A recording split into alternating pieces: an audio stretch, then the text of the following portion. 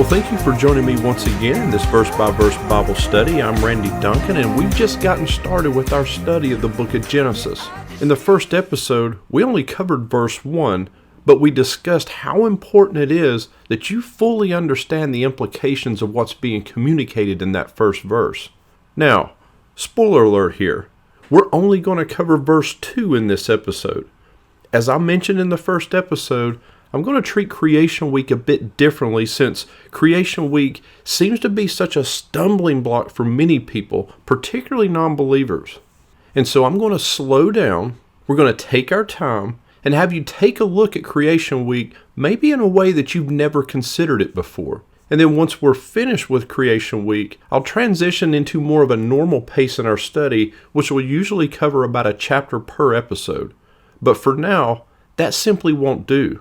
And so let's take a look at verse 2, which reads, "And the earth was without form and void, and darkness was over the face of the deep, and the Spirit of God was hovering over the face of the waters."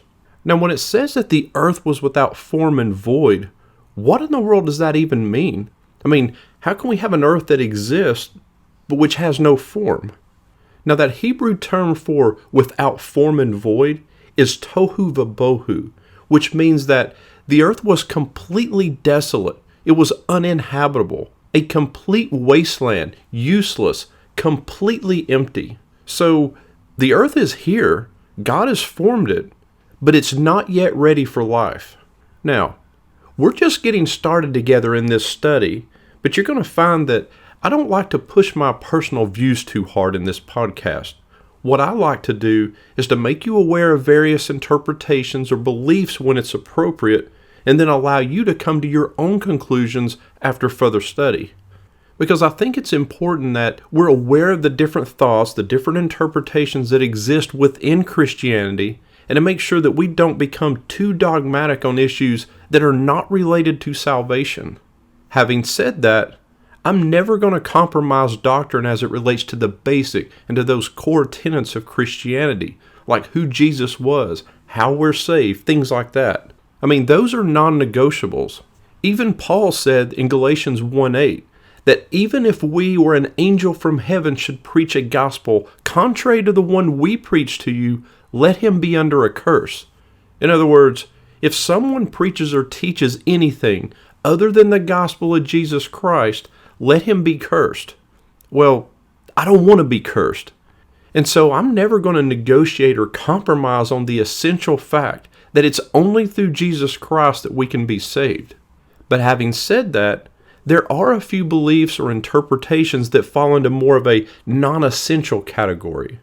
And so, for example, the age of the earth, the days of creation, the rapture, things like that. We can disagree on the details of those things because they aren't essential or necessary for your salvation.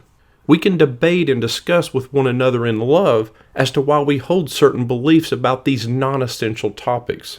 And I think Augustine gave us sound advice when dealing with these types of issues when he said, in essentials, unity. In non-essentials, liberty. And in all things, charity. So having said that, and getting back to the earth being formless and void, an uninhabitable wasteland, there does exist the idea held by a minority of believers that this term, this tohu vabohu, means but the earth had become empty and void. Meaning that at one time in the past, after God created the earth was habitable, but that for some reason it had become uninhabitable. And they attribute the fall of Satan and Satan being cast down to earth as the cause of the earth becoming this wasteland. And this is where the idea that the earth lay in ruins for a long time, billions of years perhaps, that's where that idea comes in. And this is called the gap theory. And it theorizes a very large gap in time between when God created the earth and when Satan fell and turned it into a wasteland, until God once again renews the earth and does what Satan could not, which was to create. Now, for those who believe this, the attractiveness of this theory is that it can perhaps make better sense of the scientific data that tells us that the earth is 4.5 billion years old. And so in this way, they can hold on to the scientific data of an old earth while also holding on to the belief in a recent creation for animals and humans. And when I say recent here, this recent creation for animals and humans, I mean to say that they believe that although the earth is billions of years old, animals and humans are less than about 10,000 years old. And so for those people who adopt this view, in their mind, they're able to marry the long ages of the earth that science tells us that it's been here with what they believe Scripture teaches about a recent creation for humanity. However, most commentators agree that there's just no reason to interpret tohu vabohu as meaning, but the earth had become. Therefore, most people just stick with, and the earth was empty and void, and darkness was over the face of the deep, meaning God is in the process of forming the earth, but that it's not yet ready for life. So the second half of that verse says, and darkness was over the face of the deep. And it's like, wait, I thought God had already created the heavens and the earth back in verse 1. I mean, how can there be darkness if the universe, which is full of light, was already created? And what is this deep? Keep in mind here that verse 1, in the beginning God created the heavens and the earth, period. That's a summary statement. That's an introduction. Verse 2 now will go back and provide more details into the account of God's creation. Now, as for the quote deep here, there's now strong scientific evidence that the earth actually began as a water world. So what would be in mind here are literally deep waters.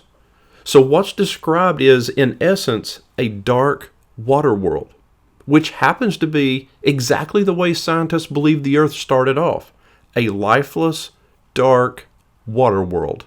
Now, I will definitely be coming back to this issue of darkness over the coming episodes as we look at each day of creation separately, so I'm not going to go into that much detail here. But it's interesting. Psalm 104 verses 5 and 6, speaking of the earth, says, "You covered it with the deep, as with a garment. The waters stood above the mountains." Until, that is, the Spirit of God began hovering over the waters, began hovering over the face of the deep. And that word hovering in the Hebrew, it portrays an image of a hen brooding over her eggs in the nest. She protects them. She incubates them. She covers them with her wings. This is the image that the Hebrew conveys in the Spirit of God hovering over the waters. And this will lead us into the next episode, where we'll begin to take a look at the specific creation days one at a time.